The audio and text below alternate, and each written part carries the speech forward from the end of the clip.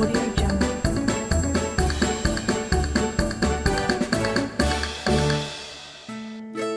Do you want to learn to play tabla? The boy looked at his father, his big round eyes shining. Yes, he replied, yes. Take care. Okay. We will start tomorrow, said his father. The boy went to bed that night so excited. He took a long time to fall asleep. He had barely drifted off when he felt someone shaking him.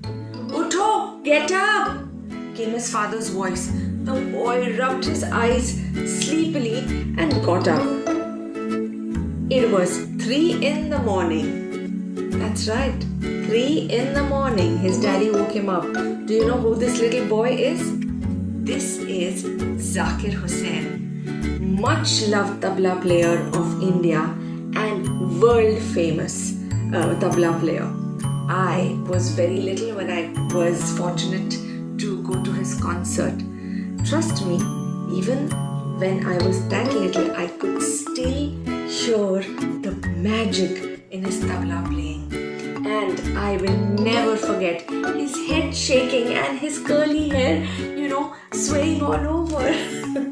I will never forget that moment. So tonight, the story is Zakir and his tabla by Sandhya Rao and pictures by Priya Kurian.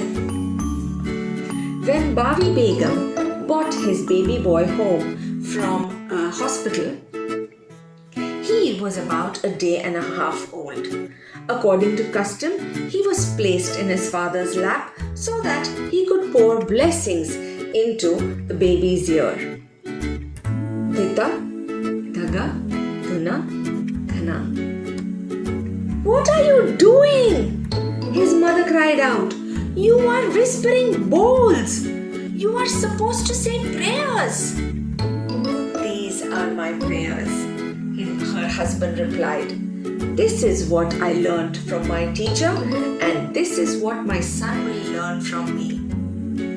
Now, Zakir Hussain's papa, Nirali Hussain, was also a very famous tabla player, and he wanted his son to be the same.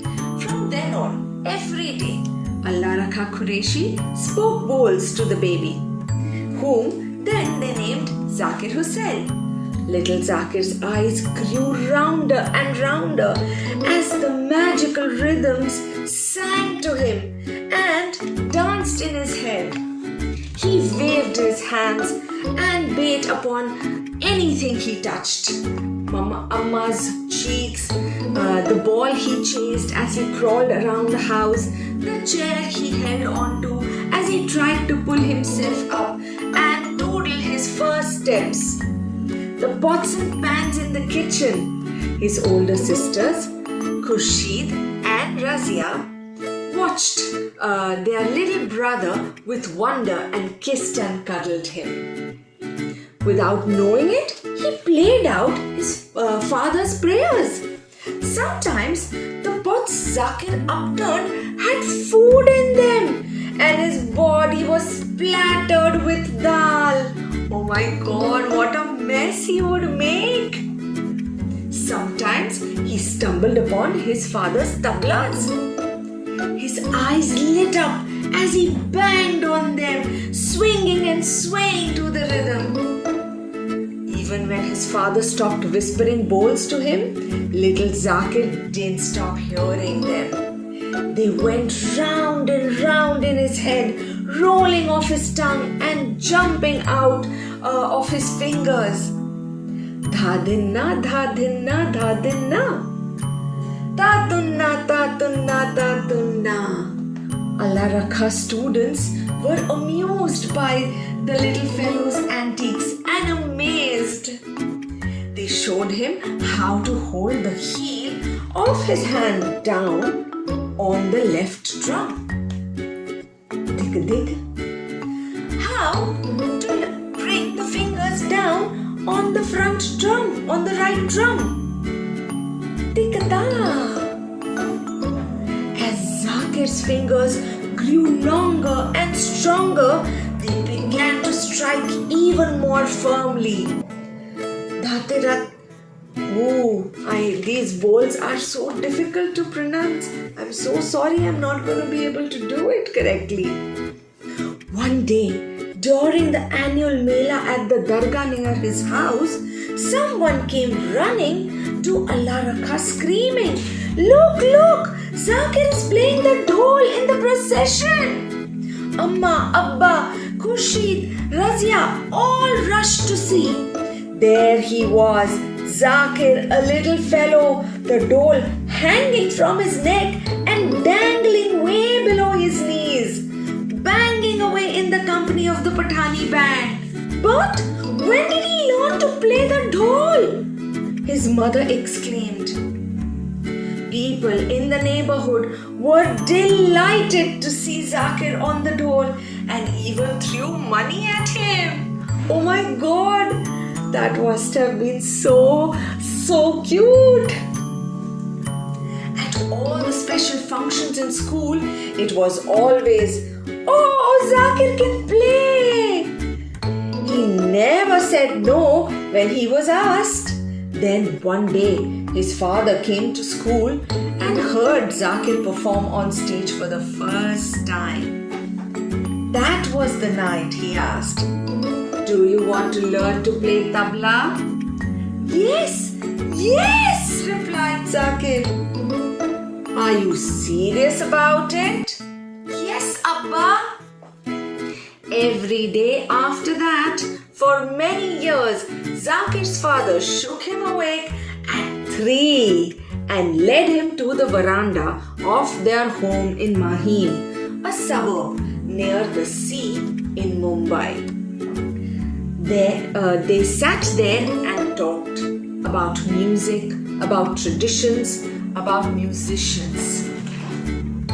Allah Rakha also told him many stories about Saraswati, goddess of learning, and Ganesha, god of knowledge, about his own teacher, Ustad Qadir Baksh, and many other legends of music world.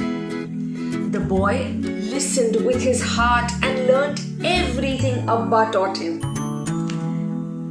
Abba would say, "Dha din dhinda, dha din dhinda." Zakir would reply, "Na tin tin na, ta tin tin dha." As they sat cocooned in the warmth of their music, dawn's first ray would light up the sky. The lesson ended only when Amma stepped in to remind her husband that it was time for breakfast and then school for their son. Hungry, huh? Abba's twinkling round eyes, just like Zakir's, would ask, "Chalo, Amma is calling you." Allah Rakha didn't understand why Zakir had to go to school at all.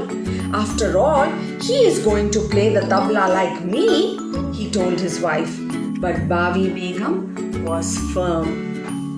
Every time he said this, she replied, "He must go to school. Enough tabla. Let him study." St. Michael's was close by, and after breakfast, Zakir set out.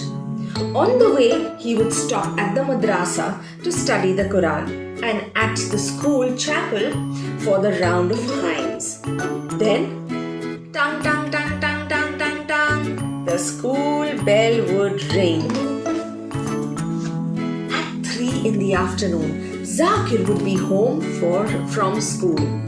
He would practice what he had learned from his father in the morning, then go off to play gully cricket or kho-kho with his friends.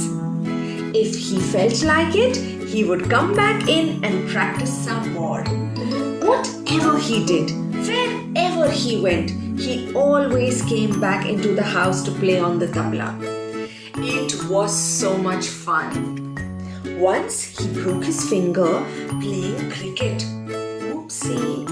And his father got really upset with him. He will not be able to play tabla if his finger is hurt, isn't it?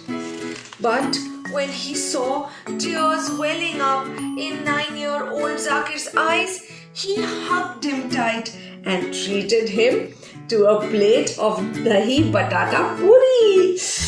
Yummy! my favorite too. Abba knew how much Zakir loved music. He saw how Zakir never tired of reciting bowls and playing on the tabla. Sometimes the two of them would play together. Zakir loved these moments. It was just like a concert. The more he played, the better he became. He would make the tabla speak with joy and sadness or silently, even as his fingers drummed away. Zakir was learning all the time.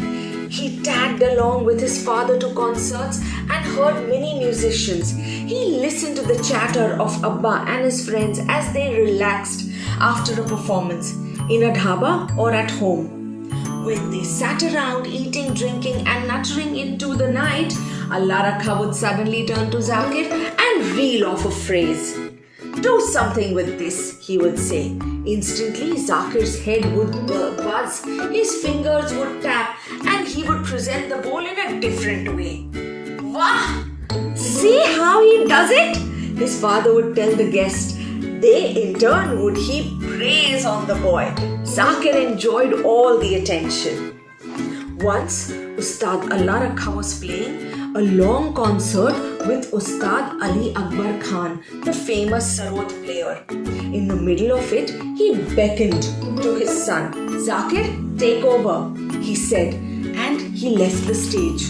Oh my God! Zakir was then about 7 or 8. Ali Akbar Khan Sahab looked across at the boy and smiled. Zakir smiled back and carried on playing earnestly, confidently until his father returned. When he was 12, Zakir accompanied Sarod Ustad at the Bombay Press Club. Imagine his excitement when at the end of the concert, he was presented with 100 rupees. That's a lot of money at that time. This was the first time he earned money. Later, when he was in his 20s, living in the US, he taught at the Sarod Ustad's music school. However, Ali Akbar Khan was always in Zakir's life, inspiring and encouraging. Zakir was happy playing the tabla, but he wanted to do more. He wanted to be a rock star. So, when Ali Akbar Khan's son Ashish Khan asked him to play with him and his band in Europe, he immediately said yes. Although Ashish was nearly 10 to 12 years older than Zakir, they made a good team. They were playing in Germany when Zakir received a call.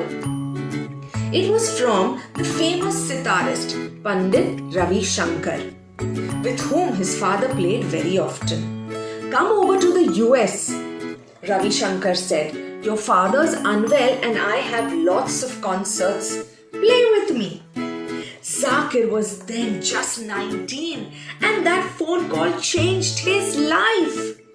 At this concert, Ravi Shankar would often put down his sitar to listen to Zakir and gesture to the audience as to say, "See how brilliantly he plays."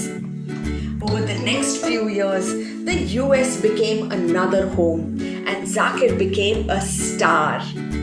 Back in Mumbai, Zakir's younger brother, Tawqif and Faisal were beginning to make waves as drummers. Traveling the world, young Zakir got young people everywhere excited about drumming. On the tabla, bongo, congo, rhythm. Many looked for a chance to perform with Zakir and make different kinds of music. But mostly everybody wanted to watch his fingers disappear off the tabla and his curls flying about his face. And to listen to his music, and they still do. He still plays so wonderfully. Thank you, Mr. Zakir Hussain, for bringing tabla to us in such a form. On that note, good night, sleep tight, don't get into any pillow fights.